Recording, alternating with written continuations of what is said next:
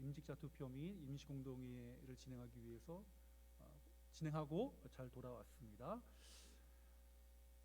다른 교회 가서 예배 드리니까 도전도 되고 또 새로운 분들도 만나고, 그 교회는 모든 식구들이 함께 모여서 예배 드리더라고요. 또 이 목사님 자녀분 가운데 한 명이 장애를 가진 분이 있는데 같이 또 예배 드리니까 또 색다르고, 예전에 신대원 다닐 때 저희 반에도 두 분 안 보이시는 분하고 또 사지가 좀 장애 있으신 분이 있으셨는데 옛날 생각도 나고 은혜롭게 예배를 잘 드리고 왔습니다. 그리고 좋은 결과로 다 무사하게 했고요. 오늘 우리가 주 앞에 나와서 예배 드리는 날입니다. 특별히 하나님께서는 우리 한 사람을 바라보시면서 믿음 안에서 자라가기를 원하고 계십니다. 우리 상록의 성도들이 믿음으로 살며 하나님과 1대1의 관계에서 성공하고 믿음의 자라감으로 믿음의 열매를 많이 맺어가는 자리에 있어야 할 것입니다. 우리는 하나님 나라의 소망을 이 땅에서 만들어가는 사람들입니다. 그 사람들의 모임이 교회입니다. 그러므로 교회는 한 명 한 명 성도들이 믿음과 은혜 안에서 자라가는 곳이고, 하나님의 나라를 이 땅에서 이루어가는 중요한 기관입니다.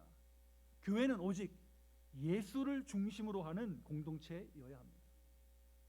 교회를 세우신 분이 예수님이시요 교회의 머리가 예수님이십니다. 예수님을 믿고 따르는 이 교회 안에 다양한 생각과 주장이 있을 수는 있으나 예수님께서 교회의 머리이심을 기억해야 합니다. 교회는 단순한 곳이 아닙니다. 우리가 연약해서 실수의 모습들이 나타날 수 있습니다. 많은 연약한 모습들이 나타날 수 있습니다. 그러나 이 지상의 교회는 우리 구주 예수 그리스도의 핏값으로 세워진 곳입니다. 그렇기 때문에 그를 믿는 사람들이 모여있는 곳이기에 세상의 가치관이 아니라 하나님 나라의 가치관으로 살아간다는 것을 보여주는 곳입니다. 믿음의 공동체인 교회는 삶의 시작부터 과정, 죽음에 이르기까지 또 그 너머에까지 성도들의 모든 인생의 부분과 함께하는 곳입니다. 진짜 믿음의 공동체를 세우기 위해 교회를 이루고 있는 저와 여러분들이 더욱 분발하고 엎드리고 겸손하여 신앙의 본질에 다가서려는 믿음의 전진이 필요합니다. 우리 저와 여러분 개개인이 이러한 교회의 존재 이유를 설명해내는 우리 믿음의 삶을 살아가실 수 있기를 주님의 이름으로 축원합니다. 자, 오늘 디모데 전서의 말씀입니다. 그 영적인 후계자예요. 믿음의 후배였던 디모데에게 보낸 편지입니다. 특별히 목회자로서 교회를 어떻게 섬겨야 하는지, 어떤 마음으로 생활해야 하는지를 바울이 자신의 인생의 경험, 사역의 경험을 통해 받은 성령의 감동을 디모데에게 전달해 주고 있습니다. 디모데가 목회자이기 때문에 이건 목회 서신이고 목회자에게만 아닙니다. 바로 저와 여러분 성도에게 주시는 말씀입니다. 디모데서를 읽을수록 하나님을 사랑하고 교회를 사랑하는 바울의 마음을 읽을 수 있습니다. 자, 오늘 우리가 읽은 본문 가운데 11절에 시작하면서 바울은 디모데에게 너 하나님의 사람아 라고 부르며 시작합니다. 마찬가지죠. 이 자리에 있는 저와 여러분들도 하나님의 사람으로서 이 자리에 예배하고 하나님의 사람으로서 살아갑니다. 오늘 본문은 우리가 이러한 하나님의 사람으로 어떻게 살아가야 하는지를 말씀하는 가운데 이 본문이 전하고 있는 말씀 중에서 몇 가지를 골라서 잠시 은혜를 나누고자 합니다. 우리 11절에 나온 말씀대로 저는 오늘 설교의 제목을 너 하나님의 사람아 따와서 하나님의 사람들이라고 한번 정해보았습니다. 그러면 오늘 성경이 증거하고 있는 하나님 나라의 사람의 모습은 어떠한 모습일까? 우리가 하나님의 사람으로서 어떻게 살아가야 할까? 우리 본문을 통해 잠시 은혜를 나누고자 합니다. 우리 먼저 첫 번째, 이 땅에 있는 저와 여러분들 하나님의 사람으로서 피해야 할 것을 잘 알고 피하는 자리에 있기를 주의 이름으로 축원합니다. 자, 11절에서 바울은 디모데에게 이렇게 말합니다. 오직 너 하나님의 사람들아 이것들을 피해라. 이것들이라는 것은 우리가 읽지 않았지만 3절에서부터 10절까지의 나온 말씀을 피하라라는 것입니다. 그리고 11절부터 16절까지의 말씀을 따르라라고 해서 피할 것과 따를 것을 대조해서 우리에게 설명하고 있습니다. 자, 그러면 우리 앞에 나와 있는 성도가 피해야 할 것은 어떤 것인가? 오늘 본문에 보니까 3절에 이렇게 나와 있습니다. 누구든지 다른 교훈을 하며 바른말 곧 우리 주 예수 그리스도의 말씀과 경건에 관한 교훈을 따르지 아니하면이라고 전합니다. 즉 우리가 피해야 될 것은 뭐냐? 다른 교훈이며 말씀과 경건에 관한 교훈을 따르지 않는 것을 피하라는 것입니다. 즉 불신앙의 말, 하나님 말씀이 아닌 것을 따르지 말라라는 것입니다. 교회 안에 들어와 있는데 교회 안에 들어와 있는 사람들이 하나님 말씀 따르는 것이 우선돼야 되는데 현실적으로는 그렇지 않는 일들이 있으니 성도들을 향해, 하나님의 사람들을 향해 우리가 첫 번째 피할 것은 무엇이냐? 다른 교훈과 하나님 말씀을 따르지 않는 것을 피하라 라고 말씀하고 있는 것입니다. 시대의 흐름 가운데 빠져 있다 보면, 세상에 깊이 빠져 있다 보면, 세상의 소리에 귀 기울이다 보면 나도 모르게 하나님의 말씀과 하나님의 교훈과 멀어질 때가 있습니다. 그렇기 때문에 오늘 다시 한번 바울은 하나님의 사람들에게 우리가 피해야 될 것은 무엇이냐? 다른 교훈이며 하나님의 교훈과 경건의 말씀을 따르지 않는 것, 그것을 피하라는 거죠. 왜 그럴까요? 하나님의 말씀을 따르지 않고 다른 교훈을 따르면 우리의 영적 상태가 교만해지기 때문입니다. 4절 따르지 아니하면 그는 교만하여 아무것도 알지 못하는 자가 된다.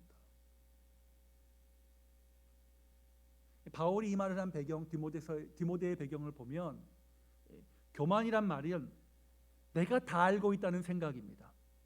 내가 다 알고 있다면 남의 말 듣지 않으려고 하니까 교만해진다는 거예요. 또 왜 그랬냐? 당시 이단들이 바울이 떠나고 나서 그 교회에 들어온 이단들이 뭐라고 했냐면 바울은 가짜다, 내가 진짜다라고 하면서 내가 다 알고 있다, 나는 하나님과 1대1의 계시를 받은 사람이다, 그러니까 내 말을 들어야 된다 라고 하면서 다른 말들 듣지 않고 다른 주장들 듣지 않고 자기 얘기만 들으라고 했습니다. 그러니까 다 아는 듯이 이야기를 했어요. 근데 바울이 그 사람이 하는 이야기를 전달해서 듣고 보니 그게 하나님의 교훈과는 완전히 다른 내용이었습니다. 바울이 전해요. 교만한 사람이다, 자기가 다 알고 있다고 얘기하는데 실상은 아무것도 모르는 사람이다. 디모데야, 너는 누구를 따를 것이냐? 하나님의 말씀을 따를 것이냐? 다른 교훈을 따를 것이냐? 아니다. 우리 하나님의 사람으로서 하나님의 말씀을 따르자. 우리가 먼저 하나님 앞에서 경건한 교훈과 하나님의 말씀을 따르는 것을 보여주자라고 권면하고 있는 거죠. 왜요? 말씀과 교훈을 따르지 않고 교만하여지면, 내가 다 안다고 생각하면, 내가 최고라고 생각하면 어떤 일이 나타납니까? 4절에 계속 일어납니다. 변론과 언쟁을 좋아하게 된다. 변론과 언쟁을 좋아하게 된다. 원문을 정확히 보면 말싸움을 병적으로 좋아하게 된다. 교만하여지면, 또 영적으로 약해지면 우리 심령 가운데 나오는 마음이 뭐예요? 시비 걸려고 하고, 말싸움하려고 하고, 내가 이기려고 하고, 그렇게 된다는 거예요.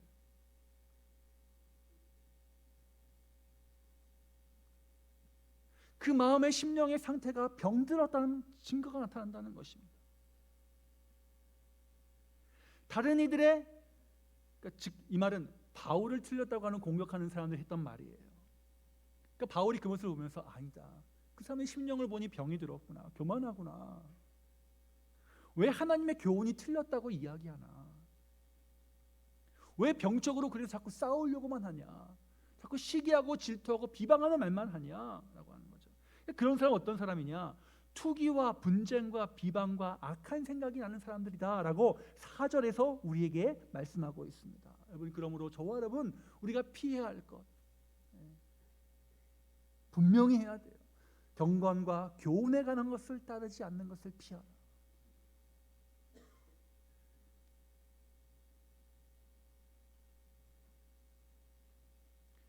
자, 우리 이제 한 달 좀 넘어가면 선거가 있습니다. 선거 때 선거는 뭐예요? 주장이 부딪히는 공간 아니에요. 이해관계가 부딪히는 공간이에요. 그걸 우리 둘 중에 하나 선택하는 거예요. 둘 중에 하나, 다양한 주장과 요구들 가운데 선택하는 거예요. 그래서 정치의 본질은 뭐냐면 싸움이에요. 그러니까 예전에 칼 들고 총 들고 싸우던 것을 한 곳에 모아놓고 서로 죽이지는 말고 말로 싸우라는 거예요. 그게 모아놓은 거예요. 근데 우리가 조심할 것이 있습니다. 병적으로 싸우려고만 드는 사람들을 왜 저럴까?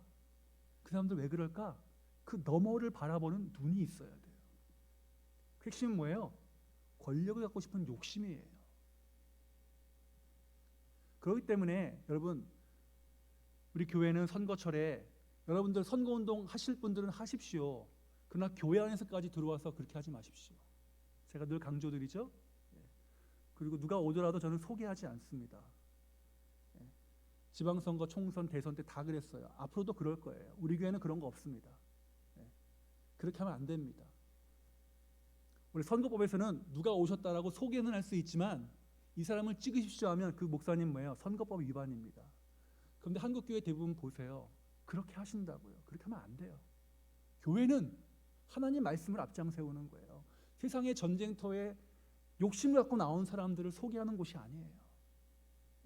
분명히 구별해야 돼요. 그러니까 여러분들도 뭐 정당에 가입되신 분들은 여러분 자유이지만 그 교회로까지 들어와서 그렇게 하지 마시라는 거예요. 그걸 드러내지 마세요. 드러내지 마세요.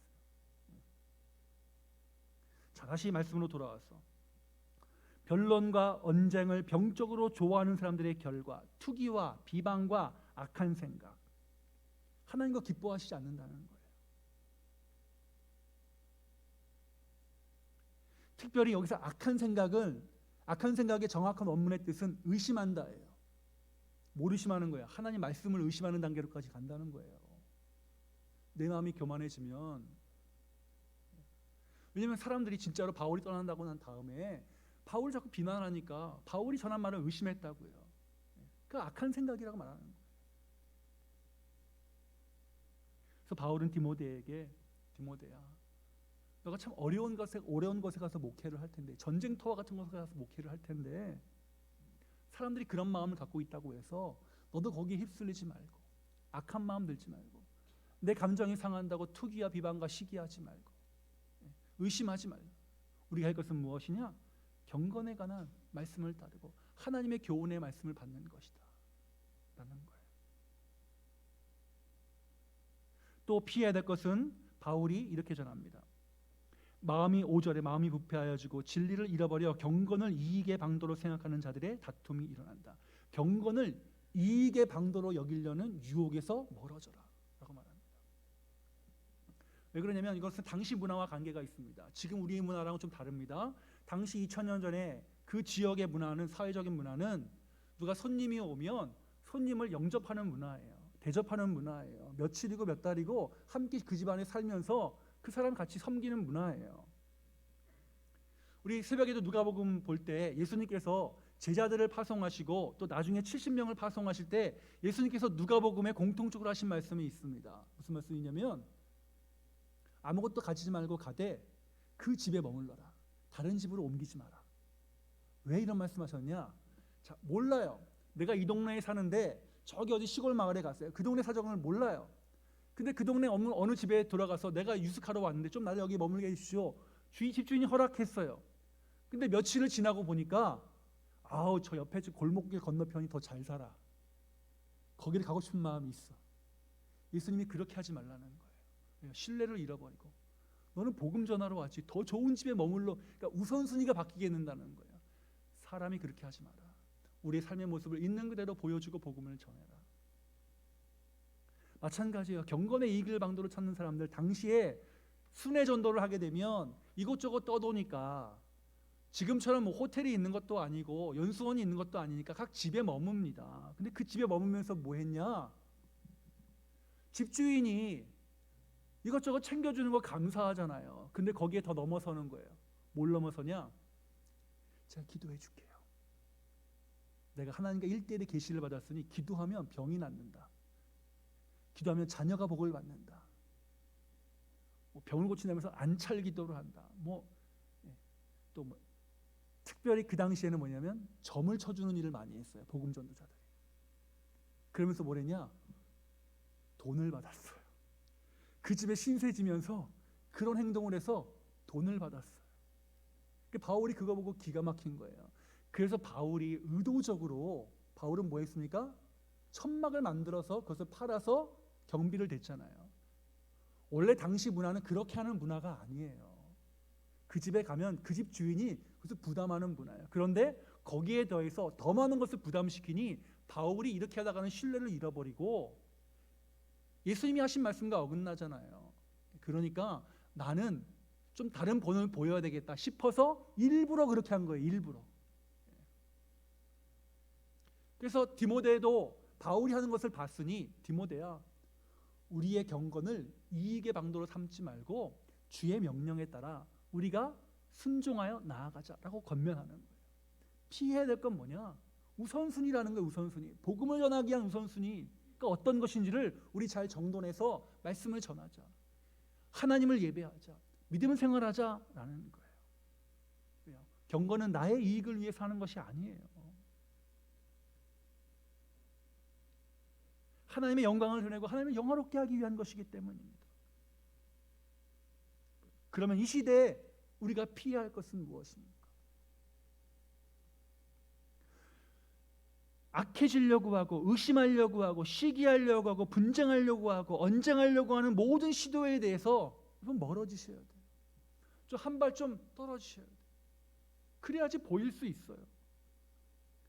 그리고 신앙으로 포장해서 우리에게 다가오는 것들에 대해 우리 영적으로 구별할 수 있는 은사를 달라고 하나님께 구하면서 영적 교훈을, 말씀을 통해 주시는 영적 교훈을 세상의 교훈보다 앞세워야 한다는 거예요. 그래야지 우리가 피할 것을 피할 수 있게 된다는 거예요. 자, 이번 한 주간 동안에 우리의 삶의 결단은 어떤 것이냐? 하나님, 내가 신앙으로 살아갈 때 피해야 할 것 잘 피해가면서 하나님의 영광을 가리지 않게 하시고 오히려 하나님의 영광을 드러내는 믿음의 삶을 살게 해달라고 우리 같이 기도하시면서 이번 한 주간 동안에 우리가 말씀에 관한 교훈을 잘 따라가는 일에 열심을 하실 수 있기를 주의 이름으로 축원합니다. 두 번째, 그러면 우리가 따라야 될 것은 어떤 것이냐? 우리가 읽은 본문 가운데 11절부터 있습니다. 11절에 보니까 이렇게 나와 있어요. 이것들을 피하고 의와 따를 것 6가지입니다. 의와 경건과 믿음과 사랑과 인내와 온유를 따르라 라고 말씀하고 있습니다. 먼저 의를 따르는 것입니다. 의는 여기서 말하는 공의입니다. 정의, 저스티스와 정의는 경제적인 개념에서의 정의. 여기서 공의는 라이처스니스, 올바름, 하나님의 올바름을 따르라라는 것입니다. 공의를 따르라. 선과 악을 정확하게 분별하고 판단하시는 하나님의 성품을 따르라. 이 공의를 따르는 믿음이 있으면, 마음이 있으면 뭐예요?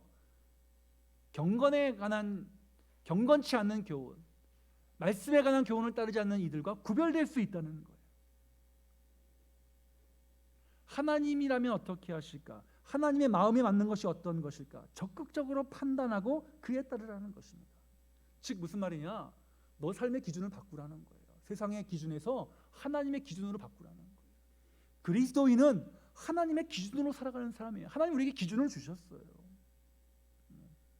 그 기준이 뭐예요? 하나님을 사랑하고 이웃을 사랑하라. 우리 하나님 사랑은 예배와 말씀과 기도와 여러 가지 것들로 나타나고, 이웃 사랑은 뭐예요? 나누고 베풀고 흘려보내는 것으로 드러나는 거 아니에요.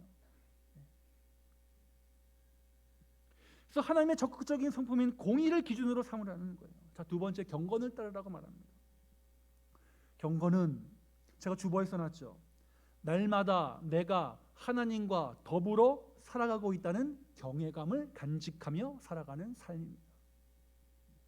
내가 매일 하나님의 얼굴 앞에서 살아간다는 믿음입니다.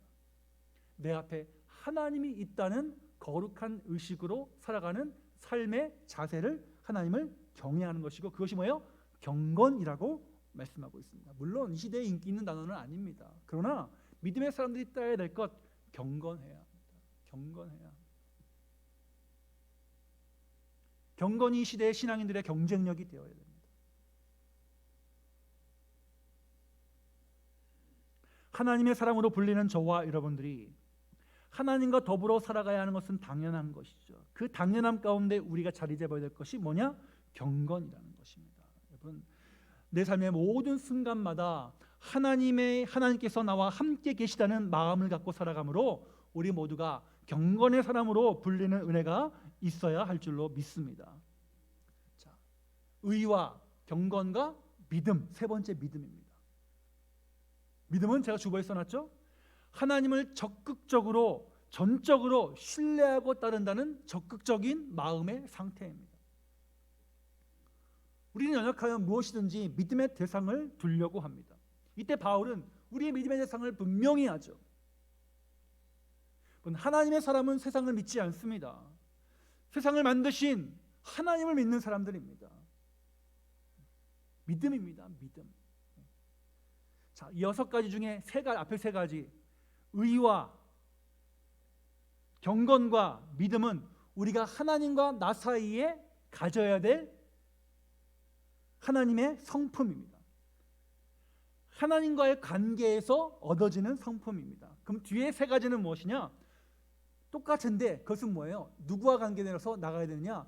이웃과의 관계로 확장되어야 할 것을 우리에게 나머지 세 가지를 말합니다. 자, 네 번째는 뭐냐? 그러면 사랑입니다. 하나님의 사랑을 내가 받았으면 그 받은 사랑을 뭐예요? 전하라는 거예요. 흘려보내라는 거예요. 나누라는 거예요. 왜요? 하나님은 사랑이시기 때문에 그 하나님을 만나도록 하는 일이 내 안에 사랑을 드러내고 나타내는 것이라는 거예요. 우리 교회에 속한 모두가 이 사랑의 은사를 풍성하게 나타냄을 감사하면서 하나님께서 우리에게 아낌없이 주신 사랑을 내 주변에 함께 흘려보내고 전달되는 은혜가 누굴 통해? 나를 통해 나타날 수 있기를 주님의 이름으로 축원합니다. 다섯 번째는 인내입니다. 인내는 믿음으로 삶에도 불구하고 우리가 인생 가운데 고난도 만나고 불행도 만나고 여러 가지 어려움을 겪습니다. 그러나 그 가운데 흔들리지 않고 견디는 것이 믿음입니다. 하늘에 소망을 두고 하나님께 소망을 둔 사람들이 가질 수 있는 하나님의 위대한 성품, 인내입니다.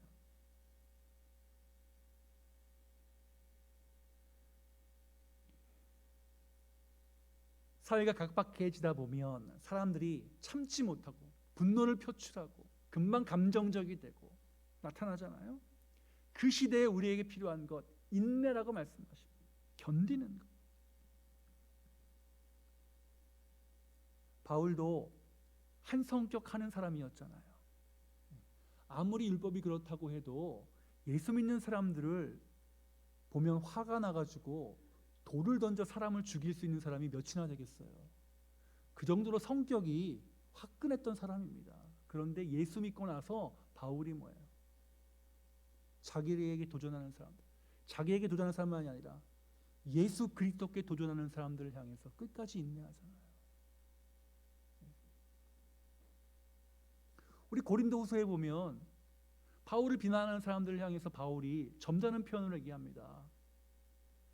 내가 가보나 안 가보나 똑같을 텐데 내가 가면, 내 고린도 교회에 가면 내가 다시 너희들 질서를 세우겠다.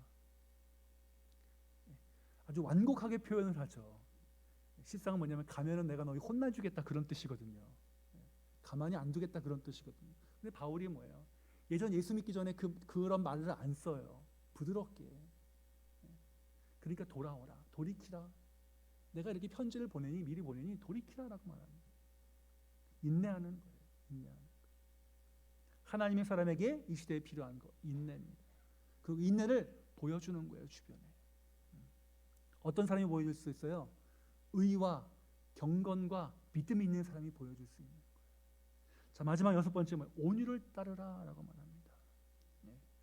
우리 다른 신약 성경에도 온유라는 단어가 많이 한글로 번역된 단어 가운데 온유라는 단어가 많은데, 이 온유라는 단어 가운데 이 본문에 나타난 것만 신약 성경에 딱 딱 한 번만 쓰인 단어를 한국 성경으로 번역할 때 온유라고 번역을 했어요. 즉 어떤 말이냐면 이 말은 대인관계에서 상대방을 편안하게 해주라라는 뜻입니다. 그걸 온유로 번역했어요. 예수님의 성품을 닮아가는 자의 특징이죠. 다른 사람을 편안하게 해줘라. 또 대인관계에 있어서 좀 마음의 여유를 가져라. 여유로운 상태를 말하는 것입니다. 자기 주장이 강한 세상, 내 말 안 들으면 변론하기 좋아하고 언쟁하기 좋아하는 사람과 비교해서 편안하게 해주고 여유를 갖고 대하라. 이게 어떤 사람만이 가능한 거예요? 의와 경건과 믿음이 있는 사람이 할 수 있는 거예요. 이 6가지 덕목은 뭐야? 앞에 말한 언쟁을 좋아하고 분쟁을 좋아하고 경건을 이익의 방도로 삼는 것과 정확히 반대되는 개념. 그리고 성경은 이렇게 말합니다. 우리가 구원받았지만 구원을 완성해가는 하나님의 사람들이 우리가 해야 될 것은 무엇이냐? 그거 적극적으로 하라는 거예요. 적극적으로 하라. 왜? 하지 않으면 상대방이 알 수 없으니까. 자, 우리가 따라야 될 6가지 덕목, 이번 한 주간 동안에 6가지니까 하루에 하나씩 묵상해 가면서 하나님의 공의를 따르고 하나님 앞에 경건하고 믿음으로 살아가고 하나님의 사랑을 나타내고 인내하며 상대방 편하게 온유한 마음, 우리 하루에 하나씩 묵상하면서 이번 한 주간 하나님의 사람으로서 따라야 될 것들을 잘 따라가는 거룩한 제자의 삶을 살아가실 수 있기를 주의 이름으로 축원합니다. 마지막 3번째는 적극적으로 하라는 것, 선한 싸움을 하라는 거예요. 믿음의 선한 싸움을 하는 것. 여기서 싸운다는 것은 진짜 치고받고 싸우는 게 아니라 무슨 뜻이냐? 운동선수가 스타디움에서 뛸 때 최선을 다해 뛰잖아요. 그것을 싸운다라고 표현을 했대요, 옛날에. 그러니까 최선을 다하라는 거예요. 믿음에 최선을 다해라. 기도할 때, 예배 드릴 때, 말씀 볼 때 최선을 다하라는 거예요. 그 최선을 다할 때 어떻게 해요? 상대방과 경쟁하지 말라는 거예요. 믿음은 경쟁이 아니에요. 우리 한국 사회는 이게 보여지는 것이 굉장히 중요한 사회 아닙니까? 그죠? 보여지는 것이 중요한 사회잖아요. 아닌 것처럼 앉아 계시는. 남들보다 가방도 10,000원이라도 더 비싸야 되고, 그죠? 미용실 가면 저 사람이 10만 원 했으면 난 11만 원짜리 해야 되고, 우리는 그래요. 우리 아이들 보세요. 너 몇 평 사니로 해서 친구들 딱 결정해 버리잖아요. 32평 사는 애들이랑 38평 사는 애들이랑 42평, 43평, 45평 사는 애들이랑 다 나눠요, 아이들이. 또 뭐 자동차도 마찬가지죠. 한국 사회는 자동차가 과시 수단이니까.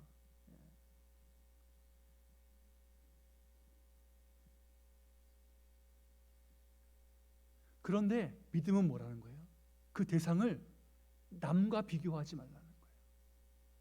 나를 향해 열심을 내라는 거예요. 여기서 믿음의 선한 싸움을 싸운다는 것은 나를 하나님 앞에 두기 위해서 열심을 내라는 말이에요. 나를 하나님 앞에서 두기 위해 열심을 내라. 믿기 전에는 뭐예요? 상대방을 만들어내요. 뭐 김 집사, 이 집사, 건너편 누구 아들, 누구 엄마, 누구 아빠. 아니에요. 믿는 다음에는 뭐예요? 나를 하나님 앞에 두고 하나님 앞에 올바르게 세워지기 위해서 믿음의 선한 열심을 내는 거예요. 성도들의 1차적인 믿음의 삶이, 믿음의 싸움이 나로부터 시작된다는 걸 우리가 명심해야 할 것입니다. 믿음이 연약해지고 우리 연약한 질성이 드러나면 자꾸 외부에게 돌려요. 아니라는 거예요, 성경은. 우리의 우선순위가 하나님 앞에 믿음으로 서 있어야 한다는 것을 성경이 우리에게 말씀해 주고 있습니다. 하나님의 사람들의 특징이 뭐라고요? 나를 하나님 앞에 세우기 위한 믿음의 선한 싸움을 하는 것입니다. 말씀의 교훈을 받지 않는 사람들은 자꾸 주변 사람들과 함께 트러블을 일으키면서 분란을 일으키는 것을 좋아하지만, 그러나 믿음의 선한 싸움을 하는 사람들은 이들을 피하면서 하나님 앞에서 자신을 세워가는 사람들입니다. 하나님을 향한 열심을 내는 사람들입니다. 하나님의 은혜를 사모하며 붙들린 삶을 찾고 구하는 것입니다. 나에게 집중합니다. 그래서 하나님 앞에서 믿음의 선한 경주를 달려갑니다. 그리고 이 선한 믿음의 경주 가운데서 우리가 얻게 되는 것이 있습니다. 그 결과로 얻게 되는 것이 있습니다. 성경은 뭐라고 표현하냐면, 오늘 본문 가운데 12절, 믿음의 선한 싸움을 싸우라, 영생을 취할 것이다. 취한다는 것은 결과로 얻게 된다라는 뜻입니다.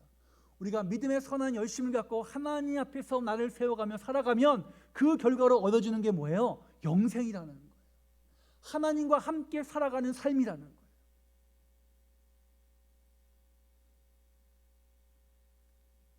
경건을 이익의 방도로 삼는 것과는 영적 수준을 비교할 수 없는 것. 우리가 하나님 속으로 들어가는 거예요. 하나님이 나에게 찾아오시는 거예요. 그래서 하나님과 내가 하나가 되는 거예요. 그러면 그것이 영생이라는 거예요. 믿음으로 사는 것은 곧 영생의 길이라는 거예요. 하나님의 영원한 생명에 내가 참여하는 거예요. 그 은혜를 우리에게 주시겠다는 거예요. 그러므로 우리에게 뭐예요? 믿음의 선한 싸움을 하라는 거예요. 내가 준비되어 있으니 나에게 오라는 거예요. 주님 초청하시는 거예요. 그래서 하나님께서 선물로 주시는 영원한 생명을 붙잡으라는 거예요. 뭘 통해서? 믿음의 선한 싸움을 통해서 영생을 취하라. 영생을 붙잡아라. 이것이 우리가 교회에 있는 이유고 하나님의 사람으로 살아가는 이유라고 성경은 우리에게 말씀하고 있습니다. 우리 이번 한 주간 동안에 그러므로 나를 세상에 있는 어떤 것과 비교하지 말고 하나님이 여러분을 정말 귀하게 보물같이 한 명 한 명은 부르시고 세워주셨습니다. 그러면 내가 하나님 앞에 있는 존귀한 자로서 하나님 앞에 올바로 세워지기 위한 믿음의 열심을 내시는 일에 앞장서시고, 그리하여 하나님이 주시는 은혜의 선물을 받으시는 놀라운 축복을 누리시는 우리 복된 믿음의 삶을 살아가는 한 주간이 되실 수 있기를 주의 이름으로 축원합니다.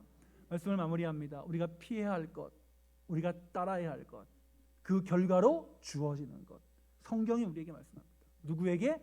교회 안에 있는 하나님의 사람들에게, 교회에게, 부름받은 이들에게 말씀하십니다.